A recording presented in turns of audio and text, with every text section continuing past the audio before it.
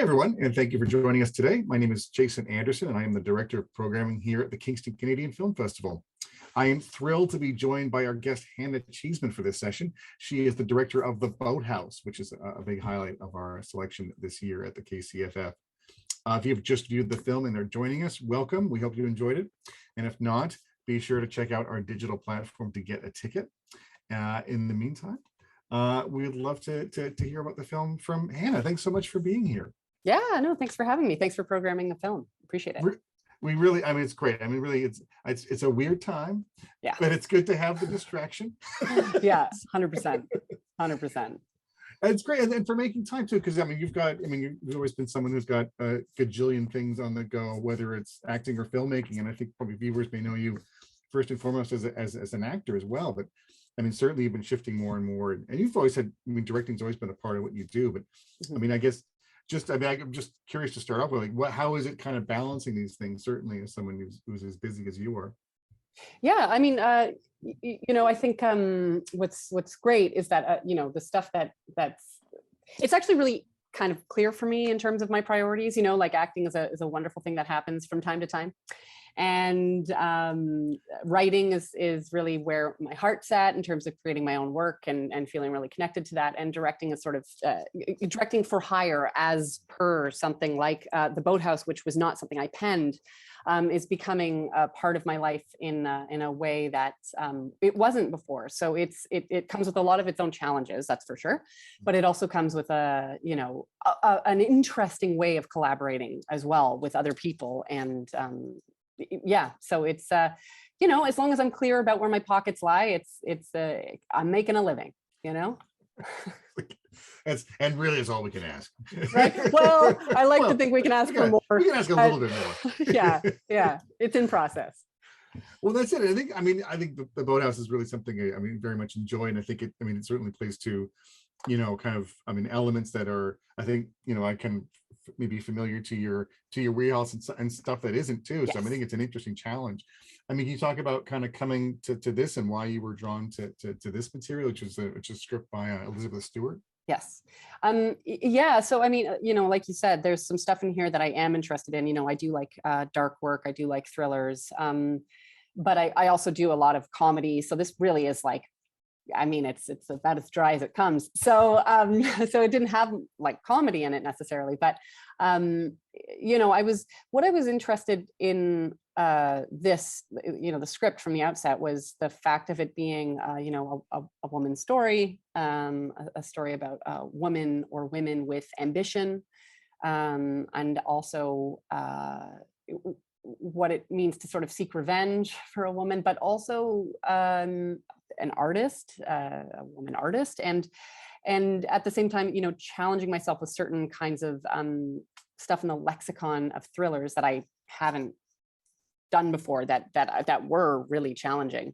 And yeah, and so the piece as a written piece, I think it was an interesting challenge, and also a bit of a throwback to some more things like What Lies Beneath, for instance, which is I know was an inspiration for the writer herself. So it felt like it sort of had some throwback elements to it that I thought were kind of an interesting landscape to step into.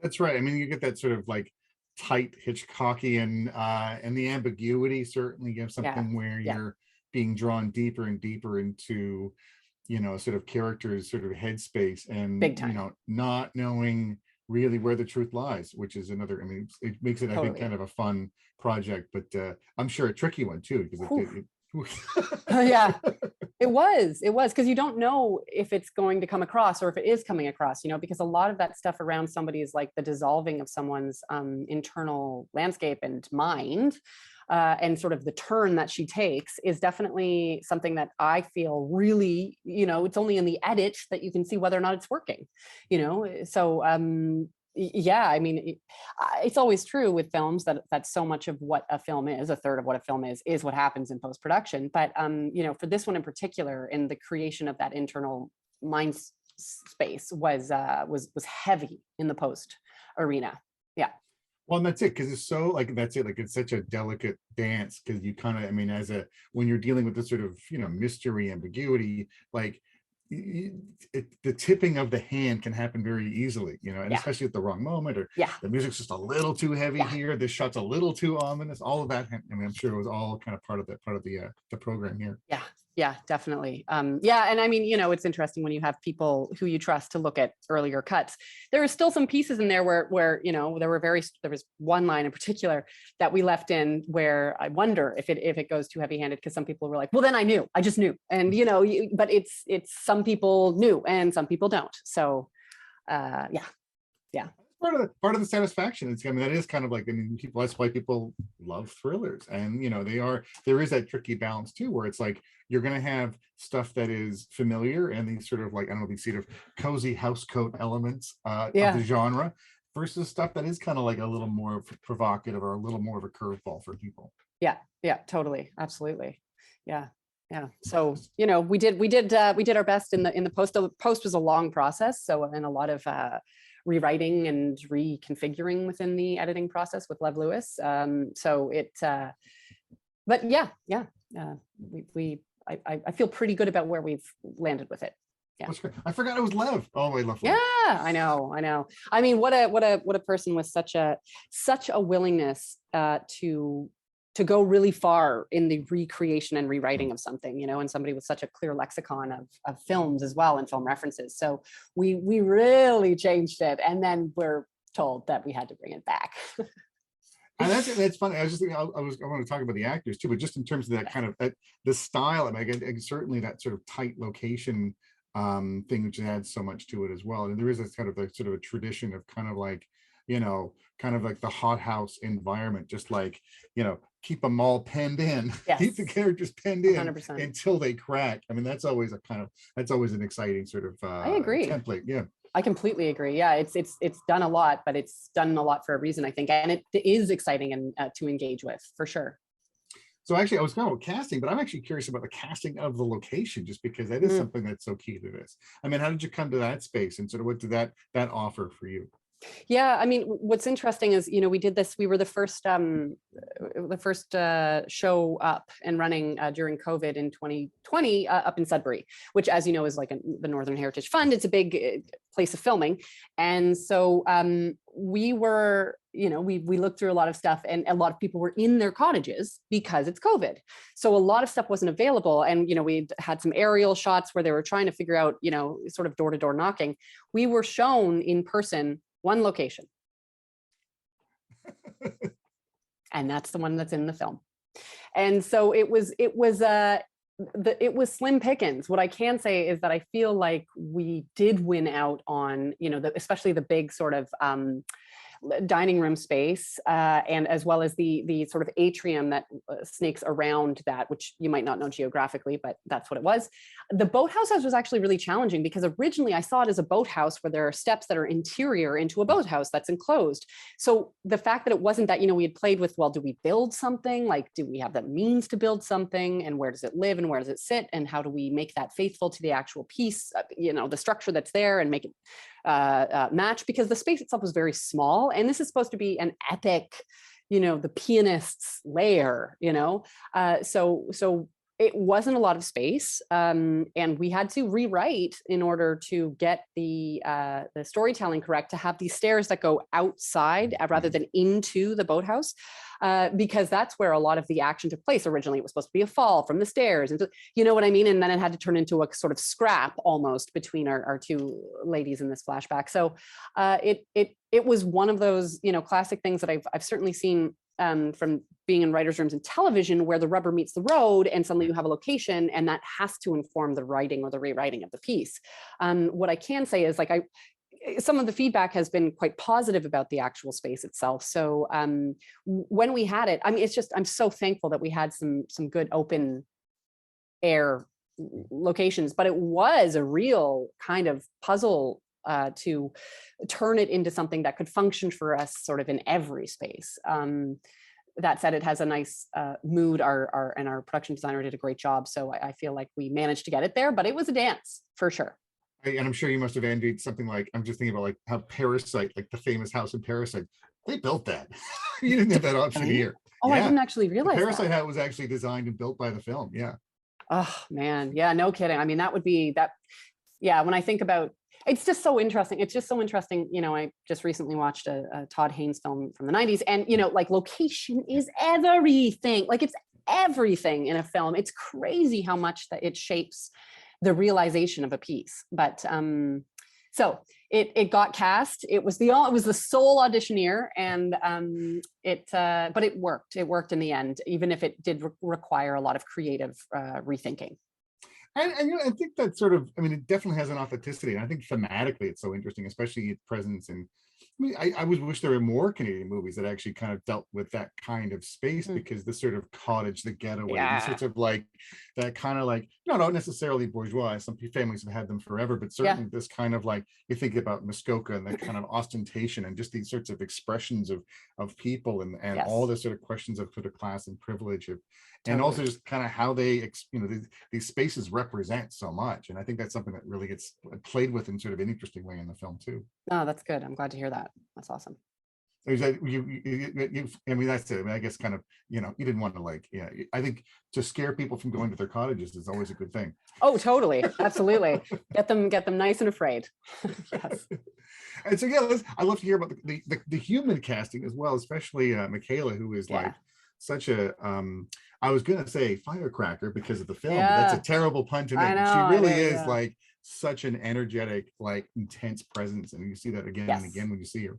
Yes. Yeah, totally. I mean, she is that an intense person in her own way, you know.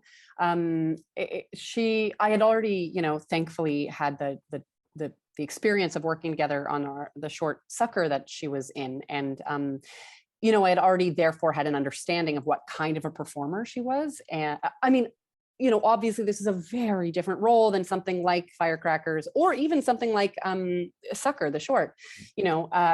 And what's amazing about Michaela, besides having had, you know, having a level of trust with one another and knowing we liked each other and respected each other, it's the fact that she has a real rawness and a real ability to lean into abandon, you know, which is so vital for a role like this, you know, like the fact that she could go there and go to a lot of places and do it without a kind of insecurity. I mean, sure, of course there was insecurity. We all have it. And then we have to show up in a professional way.